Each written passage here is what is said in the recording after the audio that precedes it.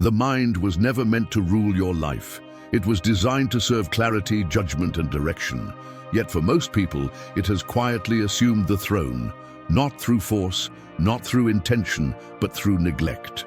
Thoughts arise, uninvited, emotions follow, unquestioned, reactions harden into habits, and slowly, without ceremony, the servant becomes the master. This is not a personal failure, it is the default condition of the untrained mind. The Stoics understood this long before neuroscience gave it language. They observed that most human suffering does not come from events themselves, but from the unchecked interpretations that follow them. The mind reacts faster than reason can intervene. It categorizes, predicts, fears, desires. It pulls the future into the present and drags the past along behind it. And in doing so, it fractures the only moment where life can actually be lived. Modern science now confirms what ancient philosophy intuited. The brain is a prediction machine, biased toward threat, novelty, and reward. It loops familiar thoughts because familiarity feels safe. It amplifies emotional signals because survival once depended on speed, not accuracy. Left unexamined, it does exactly what it was shaped to do. But what once protected us can now imprison us. This is the quiet tyranny no one warns you about. Not oppression from the outside, but occupation from within. The most dangerous thoughts are not the loud ones, they are the habitual ones, the ones that feel like your own voice, the ones you never question.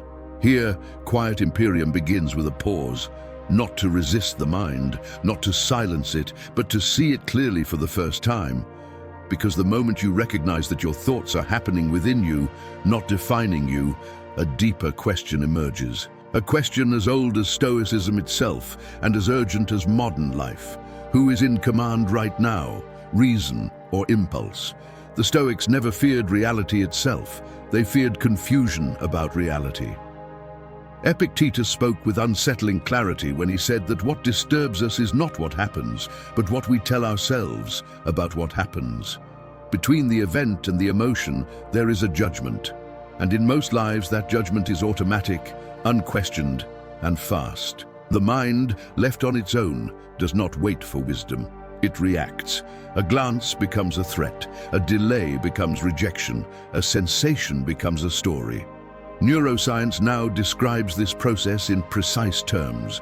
The brain tags experiences with emotional weight before conscious reasoning ever begins. Neural circuits shaped by repetition activate faster than awareness can intervene. Thoughts appear fully formed, carrying certainty, urgency, and emotional charge. They feel like truth because they arrive prepackaged with feeling. This is not reason at work, it is conditioning. Dopamine reinforces what is familiar, not what is wise. The mind returns to the same interpretations because they are neurologically efficient. Predictable suffering feels safer than uncertain calm. So the same fears replay, the same narratives repeat, the same reactions solidify into identity. This is how thought becomes tyrannical, not by volume, but by permanence. The Stoics called the ruling faculty the hegemonikon. It was meant to govern impressions, to examine them before granting assent. But when neglected, it abdicates authority. Impressions pass unchallenged. Emotions rule by default. The mind stops serving judgment and begins demanding obedience. Most people live here without knowing it. They confuse mental activity with awareness. They mistake familiarity for truth. They obey thoughts simply because they appear. There is no shame in this, only ignorance of a deeper capacity. To see this clearly is already the beginning of freedom. The moment you notice that a thought is occurring rather than commanding, a small distance opens. And in that distance, possibility appears. If the mind rules by default, then mastery begins with a harder question, one the Stoics never avoided. Who was meant to rule it? The Stoics did not seek to dominate the mind. They sought to restore its proper order. Reason, in their view, was never an abstract ideal. It was a living faculty meant to guide action, temper emotion, and align the inner world with reality. When Marcus Aurelius wrote that life is opinion, he was not diminishing experience. He was reminding himself that judgment stands between stimulus and response, and that judgment can be trained. Discipline, then, was not repression. It was alignment. To react is easy. The nervous system does it automatically. To respond requires presence. Here lies the quiet power of Stoicism. Passion is not evil, but unexamined passion becomes noise. Judgment is not cold, but untrained judgment becomes fragile. The Stoic did not aim to feel less, he aimed to feel accurately. Modern psychology now gives structure to this insight. Emotional intelligence is not the absence of emotion, but the ability to recognize it without being overtaken by it. When awareness rises, impulsive loops lose authority. The pause between impulse and action becomes longer. In that pause, reason can speak. This is sovereignty. Apatheia was never numbness. It was clarity unclouded by excess. Eudaimonia was never pleasure. It was order lived consistently. Virtue, in this light, becomes applied intelligence, the capacity to choose what is appropriate rather than what is immediate. When reason rules, the inner world quiets. Urgency softens, reactivity loosens its grip, and dignity returns. Not as pride, but as steadiness. The calm recognition that you are not at the mercy of every thought, every impulse, every emotional surge. That governance is possible here and now through attention and practice. Yet ancient insight alone does not satisfy the modern mind. We live inside systems of speed, stimulation, and reward that the Stoics never faced. To command thought today requires understanding the machinery beneath it. The question evolves. What does science now reveal about commanding thought? Thought is not an abstract visitor that comes and goes without consequence. It is a physical event. Every time a thought appears and is believed, neurons fire together. Every time that pattern repeats, the connection strengthens. What feels like personality is often repetition stabilized in the brain. This is where modern neuroscience meets Stoic discipline with startling precision. The brain does not reward wisdom. It rewards what is rehearsed. Attention shapes neural circuits. Whatever you repeatedly focus on becomes easier to think, faster to feel, harder to interrupt. The mind learns your habits before it learns your values. If reactivity is practiced, reactivity becomes fluent. If restraint is practiced, restraint becomes natural. Dopamine plays a quiet but decisive role here. It is not the chemical of pleasure, but of anticipation. It fires in response to expectation, not fulfillment. This is why the mind constantly reaches forward, scanning for the next signal, the next stimulation, the next emotional hit. Without discipline, attention fractures. The mind jumps. Stillness feels uncomfortable because novelty has become the reward. The Stoics intuited this long before synapses were named. They understood that character is trained through repetition, not intention. You do not become calm by wishing for calm. You become calm by practicing restraint when agitation arises. Neuroplasticity confirms this ancient truth. The brain reshapes itself according to use. Emotional regulation is not a trait you possess. It is a skill you reinforce. Each moment you pause before reacting, you weaken the old circuit and strengthen a new one. Slowly, physically, predictably. This is why self-command feels difficult at first. You are not fighting thoughts. You are outgrowing old wiring. Change is not dramatic, it is incremental, silent, almost invisible, but it is real. This is the Quiet Imperium insight. Discipline is not an identity you adopt. It is a structure you build, synapse by synapse, choice by choice, attention by attention. And as this structure forms, something subtle begins to change. Not just how you think, but how life feels.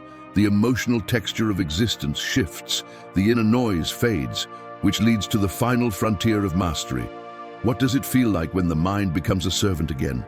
Mastery does not announce itself. It arrives quietly, almost unnoticed, in the space where reaction used to live. When the mind returns to its proper role, life does not become rigid. It becomes spacious. Emotions still arise, but they no longer collide with the self. They pass through awareness without demanding obedience. This is not detachment from life, but intimacy with it, without entanglement. The Stoics describe this as composure, not indifference, but proportion. To feel without being seized, to care without being consumed. What changes first is not the world, but the interval between stimulus and response. That interval grows, and within it, choice becomes visible. Modern psychology calls this regulation, the capacity to notice emotion as data rather than command, to name a thought without becoming it, to witness the surge of urgency and choose order instead. Emotional intelligence is not softness, it is precision. Calm emerges, but it is not passive. It is alert, grounded, prepared. The nervous system settles because it is no longer pulled in every direction. Attention stabilizes. The mind stops rehearsing imaginary futures and reliving past wounds. Presence becomes the default. Power no longer leaks through reactivity. This is what inner rule feels like. Not control through force, but coherence through clarity. You pause before speaking. You breathe before deciding. You respond without needing to prove. In this state, discipline is no longer effortful. It becomes the natural expression of alignment. Order feels preferable to urgency. Silence feels stronger than noise. Restraint feels like freedom.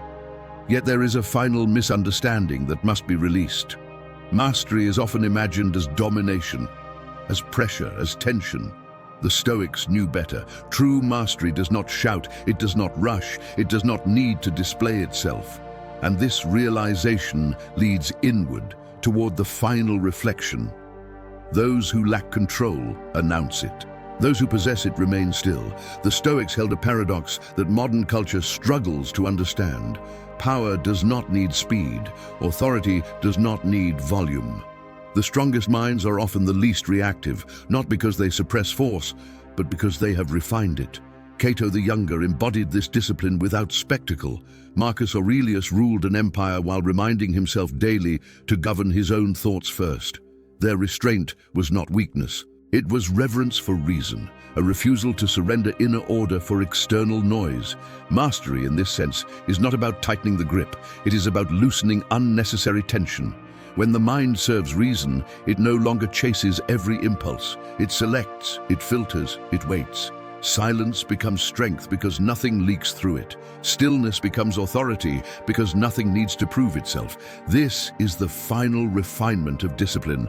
Not control through pressure, but clarity through restraint. When judgment is stable, emotion finds its proper scale. When attention is trained, desire loses its urgency. The inner world aligns, and the outer world no longer dictates identity.